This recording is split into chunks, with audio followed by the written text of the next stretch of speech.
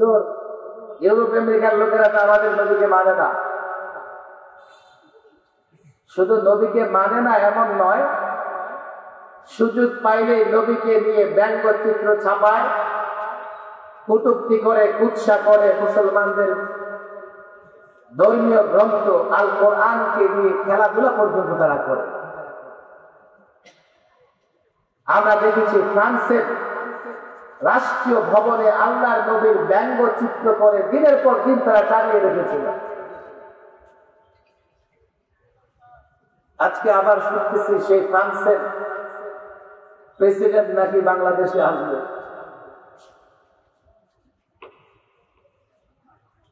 বাংলাদেশে যদি কোনো অতিথি আসে,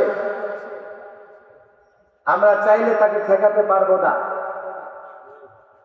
তবে তার এটা মনে রাখতে হবে, তুমি রাষ্ট্রীয় অতিথি হয়ে আসো, যাই হয়ে আসো, আল্লাহর নবীর সঙ্গে বেয়াদবি করেছো, এদেশের মানুষ তোমাকে ঘৃণা বলে প্রত্যাখ্যান করেছে।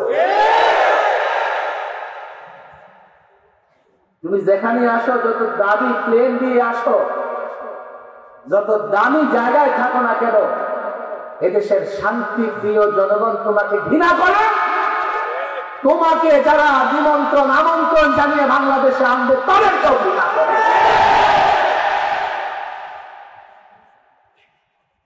রাসূলুল্লাহর সঙ্গে বেয়াদবি করো, রাসূলুল্লাহর ব্যঙ্গচিত্র টানায় রাখা, তোমরা মনে করো আমরা তোমাকে অভ্যর্থনা জানাবো।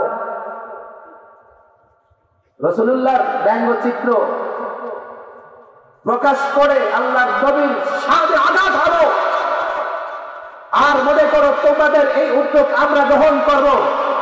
আল্লাহর কসম করে বলি, যতদিন এই দেহে প্রাণ থাকে, আল্লাহর কসম করে বলি, যতদিন ধমনীতে রক্ত প্রবাহিত হয়, আল্লাহর কসম করে বলি, যতদিন বাংলাদেশে একজন মুসলমান জীবিত থাকে, যতদিন বাংলাদেশে একজন প্রকৃত আশিকে রাসূল থাকে, যতদিন বাংলাদেশে একজন নায়েবে নবী আল্লাহর নবীর উত্তরসূরি থাকে, আল্লাহর কসম করে বলি, আল্লাহর নবীর শানে যারা বেয়াদবি করবে, আল্লাহর নবীর ব্যঙ্গচিত্র যারা প্রকাশ করবে, আল্লাহর নবীর ব্যঙ্গচিত্র প্রকাশ করে যারা উস্কানি দেবে, আল্লাহর নবীর ব্যঙ্গচিত্র প্রকাশ করে যারা 200 কোটি মুসলমানের অন্তরে ব্যথা দেবে, তাদেরকে প্রত্যাখ্যান করেছি, তাদেরকে ঘৃণা করি। আল্লাহর কসম, কিয়ামত পর্যন্ত ঘৃণা করতেই থাকবো।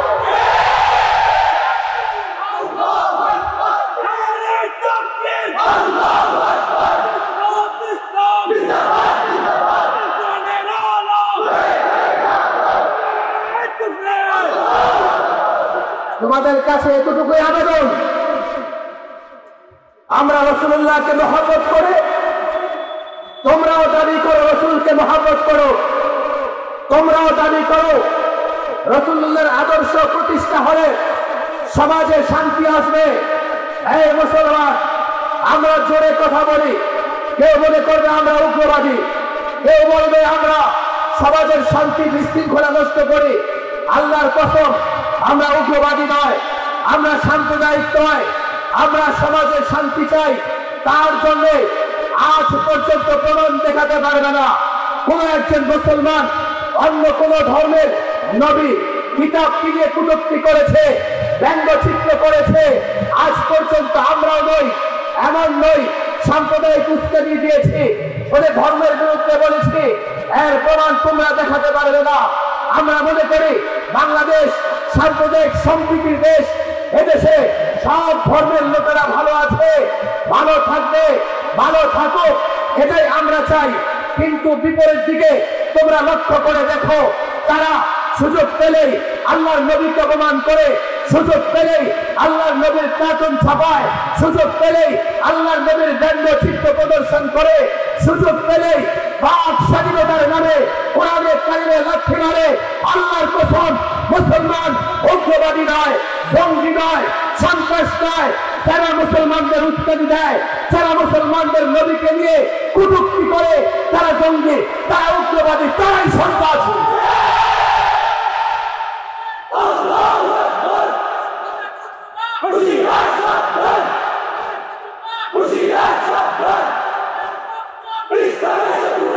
তাকায় দেখো, তাকায় দেখো, যতগুলো মুসলিম রাষ্ট্র আছে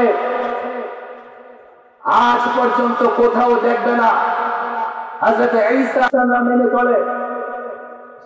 এই মুসলমান কোনদিন হযরত ঈসা আলাইহিস সালামকে নিয়ে কটূক্তি করতে পারে না, করেও না। আমরা সকল পয়গম্বরদের সম্মান করি, আমরা আল্লাহর সকল পয়গম্বরদের উপর ঈমান রাখি, আমরা আল্লাহ প্রেরিত সকল আসমানী গ্রন্থের উপর ঈমান রাখি। আর তোমরা আমাদেরকে সাম্প্রদায়িক বলো। আর যারা কোরআনে কারীম নিয়ে ফুটবল খেলে,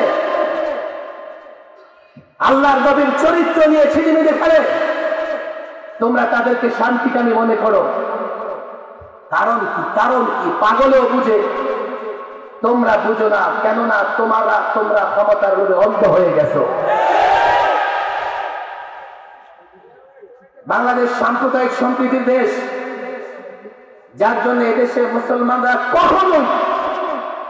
কখনোই এদেশের কোন মুসলমান, আলেম তো দূরের কথা, একটা মাদ্রাসার ছাত্র আজ পর্যন্ত প্রমাণ দিতে পারবেন না ধর্মীয় কারণে অন্য কোন ধর্মের কোন ব্যক্তি কিংবা ধর্মীয় কোন প্রতিষ্ঠান কিংবা ধর্ম উপাসনালয় কোথাও মুসলমান আঘাত করে না। মুসলমানের বিশ্বাস করে, জোর করে কাউকে মুসলমান বানানো যায় না।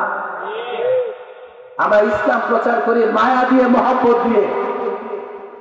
আমরা ইসলাম প্রচার করি রাসূলুল্লাহর আদর্শ দিয়ে।